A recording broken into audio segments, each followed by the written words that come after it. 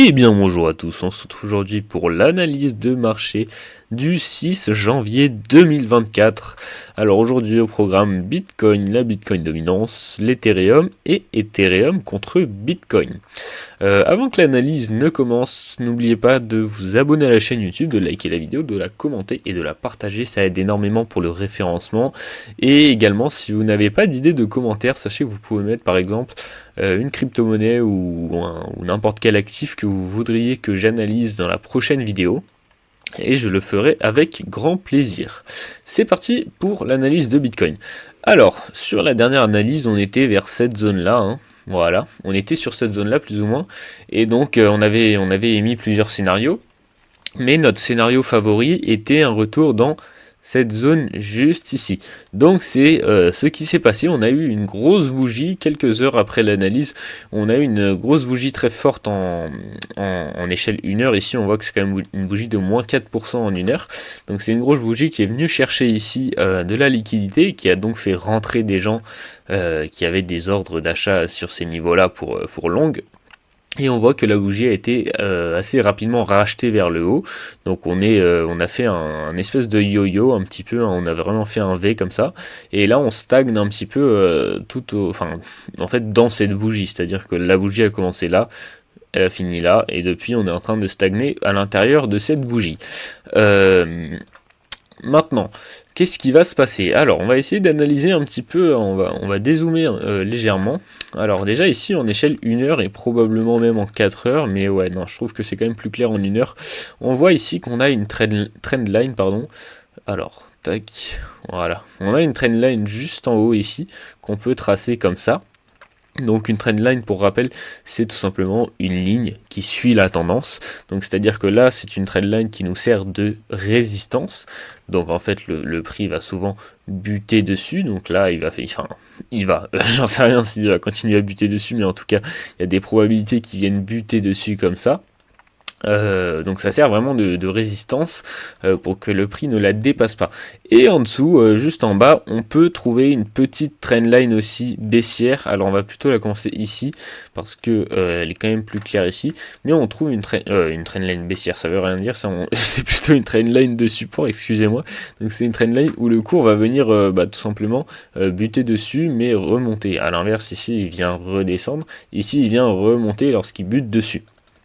Donc ici on a tout simplement une compression qui est en train de se former, et une compression qui dit compression dit mouvement fort qui très prochainement quoi. Compression, hop, je le note pour que ça soit clair. Mouvement fort prochainement. Alors, mouvement fort, qu'est-ce que ça signifie?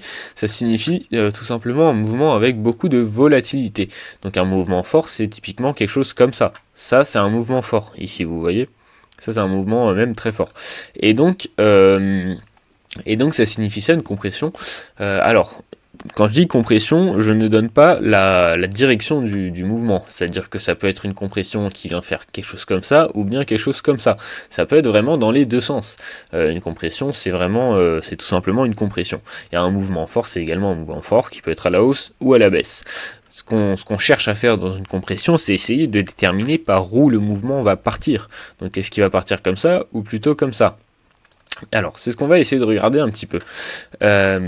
Ici, en fait, on voit que dans cette compression, on n'a pas énormément d'indications. Pourquoi je dis ça? Parce que on n'a pas vraiment de tendance qui est définie dans la compression. C'est-à-dire que parfois, dans une compression, on va avoir plutôt une tendance comme ça, qui va être une tendance baissière. C'est-à-dire que, plutôt comme ça. Voilà. Voilà, donc c'est-à-dire qu'en fait, ici, le niveau de support, donc la trendline de support, va vraiment soutenir le prix ici. Le prix va venir buter plusieurs fois dessus, et la trendline ici va venir compresser, et pour en fait, à la fin, venir casser à la baisse. Enfin, généralement, voilà, statistiquement, ça vient casser à la baisse. Ou alors, on a l'inverse, c'est-à-dire qu'on a ça, Voilà, on a une trendline ici qui vient supporter le cours, et on a ici une trendline qui vient, donc qui est une résistance qui vient résister, faire bloc face au cours pour qu'il rebondisse vers le bas, et puis etc. Et ça fait de la compression tout simplement. Et ça, c'est des cassures qui vont à la hausse généralement. Ici, on voit qu'on a vraiment ni l'un ni l'autre. C'est-à-dire qu'ici, on n'a pas de tendance qui est définie, parce que quand on fait quelque chose comme ça, c'est plutôt une tendance haussière qui est définie. Quand on fait quelque chose comme ça, donc c'est-à-dire des pics de plus en plus bas, c'est une tendance baissière. Là, des creux de plus en plus haut, c'est une tendance haussière. Là, on n'a ni l'un ni l'autre, c'est-à-dire qu'en fait, les pics sont... Les pics sont de plus en plus bas, voilà, mais les creux sont aussi de plus en plus hauts. Donc en fait, ça ne nous donne pas énormément d'indications, il faudrait qu'on ait l'un ou l'autre pour savoir plus précisément par où va-t-on partir. Donc on n'a pas beaucoup d'indications. Ce qui est conseillé dans ce type de position, du coup, c'est tout simplement d'attendre la sortie. Attendre la sortie, c'est-à-dire attendre la sortie de cette compression. Donc par exemple, on va dire qu'elle se finit là. Si Bitcoin décide de sortir à la baisse, et ben on va attendre d'avoir une vraie confirmation avec une belle bougie rouge à la baisse, et qui va donc confirmer notre tendance baissière et notre sortie baissière de cette compression. Et quand je dis une belle bougie rouge, c'est pas une bougie comme ça, hein. Non, ça c'est pas une bougie rouge, ça. C'est une bougie à minima comme celle-là, vous voyez. Bon, ça c'est une bougie verte du coup, mais la même en bougie rouge, ou comme celle-là par exemple aussi. Donc ça c'est des bougies rouges puissantes, impulsives, et qui vont donner une certaine direction au cours. Donc ce type-là de bougie va nous annoncer tout simplement la sortie.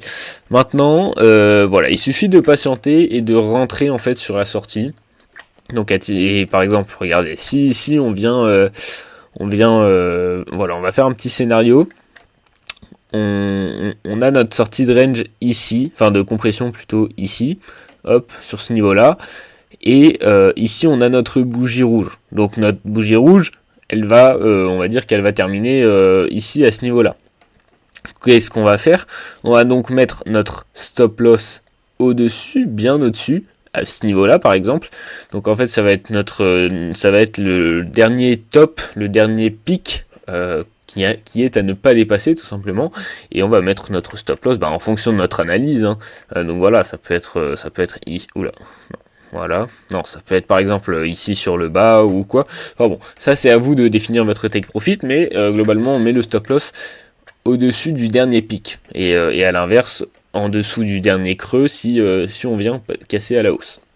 Donc ça c'est des setups très intéressants de trading à prendre lors d'une sortie de compression, et donc si jamais vous pouvez être là en direct entre guillemets, c'est très intéressant à prendre. N'hésitez pas non plus à vous mettre des petites alertes, par exemple ici vous mettez une alerte, voilà, ajoutez une alerte sur BTC USDT et vous mettez une alerte ici, voilà, tac tac, et comme ça vous recevez une petite notification, un petit message, un petit mail selon vos réglages de TradingView, et vous savez quand il faut rentrer ou sortir.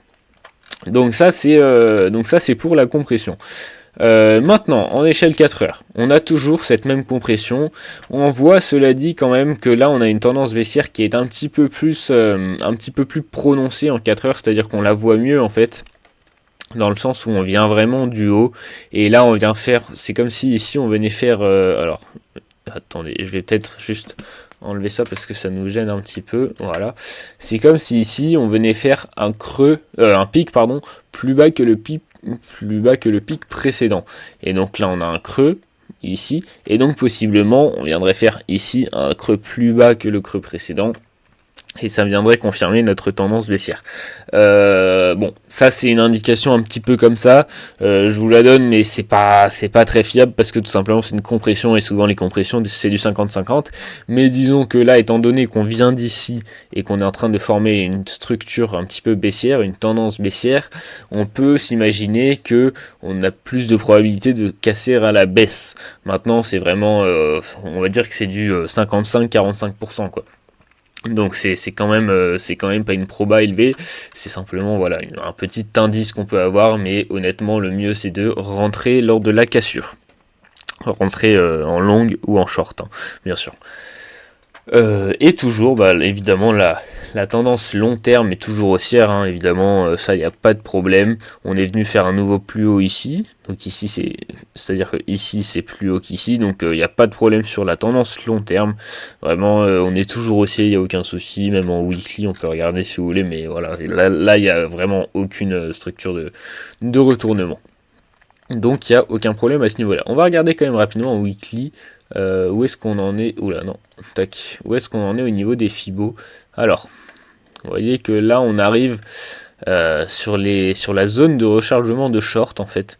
La zone de rechargement de short c'est en fait une zone Fibonacci qui est faite tout simplement pour short.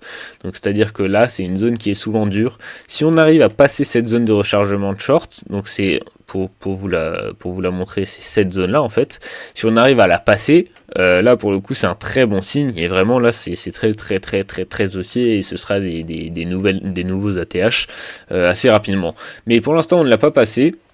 Donc possiblement weekly on pourrait revenir plus bas, hein, c'est complètement possible, venir chercher déjà ce range précédent, c'est vraiment totalement possible. À mon avis on va venir le chercher hein, dans plusieurs semaines, mais on va y aller. Parce que voilà, on arrive vraiment sur cette zone de rechargement de short qui est une zone un petit peu dure. C'est hop alors. Et sachez que la zone de rechargement de short existe également pour des longues, c'est-à-dire que hop, alors attendez, c'est une zone de rechargement tout simplement, mais là on l'appelle short parce que c'est pour short, mais ça existe aussi pour des longues. On va prendre par exemple alors on va prendre ce mouvement là, donc on prend du plus bas au plus haut, tac, la zone de rechargement de short de longue plutôt, enfin la zone de rechargement on l'appelle tout simplement en fait quand c'est pour les longues, ça va être cette zone là. C'est cette zone là donc entre les 61,8 et les 0,786 de Fibonacci, et donc ici c'est une très bonne zone pour investir si vous voulez continuer la tendance. Alors après ça va être du plus long terme hein, évidemment. Vraiment la zone qui va être clé pour la continuation de notre mouvement haussier, ça va être ici, entre on va dire les 382 de Fibo et les 0,5. Ça c'est la zone clé pour savoir si on va continuer notre mouvement haussier. Si on vient perdre cette zone et venir chercher plus bas, alors ce sera pas top pour Bitcoin quand même. Ça signifiera tout simplement qu'on aura besoin de plus de temps pour aller chercher un nouvel ATH, mais en tout cas cette zone là ça va être difficile de la perdre hein, probablement, mais à surveiller quand même parce que c'est une zone très importante, c'est le premier arrêt et donc c'est vraiment la zone à conserver. Bitcoin dominance, alors la Bitcoin dominance, tac en 4 heures. Je vais pas faire une grosse analyse dessus parce que il s'est pas passé grand chose depuis la dernière fois. On voit simplement qu'ici on remonte encore un petit peu, donc on va essayer de prolonger un peu notre canal et on voit que ici on... Oula, alors attends, je vais juste le... Voilà, comme ça. Voilà. Attendez, je vais peut-être dézoomer un petit peu parce que là, c'est un petit peu le bordel sur le canal. Voilà, ok, là c'est pas mal, on va juste l'agrandir un peu pour prendre les mèches là, voilà. Donc on voit ici qu'en 4 heures on est en train de faire tout simplement un pullback sur le canal, dans le canal. Comme je vous l'ai déjà dit, c'est un actif qui ne se trade pas, la Bitcoin dominance, donc les figures chartistes ne sont pas forcément extrêmement précises. Donc là on peut considérer que c'est un pullback. Donc un retour ici sur le support, sur cette zone ici qui nous servait de support juste avant. Donc ça c'est tout simplement un retour sur ce support et qui va nous servir probablement de résistance pour venir chercher donc plus bas et casser le bas qu'on avait eu précédemment. Et donc la target qu'on avait définie ensemble, c'était donc les 48,8% de Bitcoin dominance, ce qui ferait un petit festin pour nos altcoins. Ce serait vraiment une superbe chose. Ethereum a lui aussi... Alors attendez, en une heure, ouais, Ethereum a lui aussi subi un petit peu le mouvement de Bitcoin, comme vous pouvez le voir ici, c'était donc cette bougie là, mais on voit qu'il a quand même moins chuté. On avait vu que Bitcoin c'était un moins 4%, Ethereum il nous a fait seulement un moins 2,5%, parce que Ethereum est beaucoup moins volatile en ce moment tout simplement. Ethereum est beaucoup moins volatile, il a moins d'activité, donc en fait c'est tout simplement dans les deux sens. C'est-à-dire que si Bitcoin va commencer à pumper, bah, Ethereum va commencer à pumper aussi, mais moins fort. Et de la même manière, si Bitcoin va commencer à tomber, et bah, Ethereum va commencer à tomber également, mais moins fort. Donc la volatilité c'est dans les deux sens, hein, bien sûr. Pour le coup, Ethereum, là, il nous fait quelque chose qui n'est pas très très très joli, honnêtement. Après, parce qu'on voit ici en 4 heures qu'on a quand même un petit double top. Hop, alors attendez, le crayon, hop, comme ça, comme ça. Donc ça, c'est un espèce de double top, mais qui n'est pour l'instant pas confirmé. C'est-à-dire que, hop, on va mettre ça, tac, tac. Pour le confirmer, il faudrait vraiment venir casser, oh, stop, venir casser ce niveau-là. Là, on confirmerait notre double top et on viendrait chercher plus bas du coup. Mais pour l'instant, il n'y a rien de confirmé. Donc en fait, on est tout simplement dans une compression comme sur Bitcoin. Regardez, c'est un petit peu la même. Alors elle est évidemment moins propre hein, parce que c'est un autre asset. Mais ici, on peut la tracer un petit peu comme ça. Voilà, on voit que ça compresse. Disons qu'on perd encore de la volatilité, sachant qu'on en avait déjà pas beaucoup. Donc ouais. Pour Ethereum, là, on compresse aussi, mais c'est un petit peu moins propre que pour Bitcoin. Excusez-moi, un petit peu fatigué. Ethereum contre Bitcoin cette fois-ci. Alors, tac. Oula, non, c'était pas vraiment ce que je voulais. Voilà, merci. Alors, Ethereum contre Bitcoin. Bon, bah écoutez, il s'est pas passé grand-chose. Depuis la dernière fois, il me semble qu'on était plus ou moins là à ce niveau-là. Il s'est pas passé grand-chose, hein. C'est-à-dire qu'on on est toujours en fait dans cette zone qu'on va même prolonger d'ailleurs, dans cette zone un petit peu de support. Et si on vient la casser, bah, ce sera direction cette zone-là. Et on verra comment réagira le cours. Et si on vient casser cette zone-là, pour le coup, ce sera direction cette zone-là qu'on avait définie ensemble ici. On avait vu que c'était un fort niveau de support. Pour le cours précédemment, enfin pas forcément support même, c'était un fort niveau qui avait été beaucoup travaillé par la suite, donc ça a servi de support mais aussi de résistance, hein, comme on le voit ici. Donc voilà, ce sera direction cette zone juste ici si on vient casser ça. En tout cas ici à court terme, rien de très intéressant à dire. La tendance est toujours relativement baissière à court terme. Donc voilà, on patiente, on attend de voir, mais là je vous conseille franchement pas de venir trader Ethereum Bitcoin parce que c'est pas pertinent ce qu'il nous fait, c'est-à-dire qu'il n'y a pas vraiment de figure, il se passe pas grand chose, c'est pas très cohérent ce qu'il fait. Bon, là on est vraiment dans l'attente hein, sur Ethereum Bitcoin. Excusez l'analyse pas très poussée, mais là il y a tout simplement rien à dire dessus. Donc quand il y a rien à dire, faut pas inventer des choses, faut tout simplement dire qu'il y a rien à dire et ne pas chercher des figures partout. Des fois, il n'y a tout simplement pas de setup de trading et comme l'avait dit je ne sais plus qui, trader, c'est aussi ne pas trader. Donc voilà, je pense qu'on en est arrivé à notre bout d'analyse. Si ça vous a plu, n'hésitez pas à liker, commenter, partager la vidéo et à vous abonner à la chaîne YouTube. Ça m'aide énormément pour le référencement, vraiment. Et puis également, n'hésitez pas à mettre votre actif que vous voudriez que j'analyse dans la prochaine vidéo juste en commentaire. Et sur ce, je vous souhaite à tous une excellente journée et je vous dis à bientôt pour la prochaine analyse. Merci encore.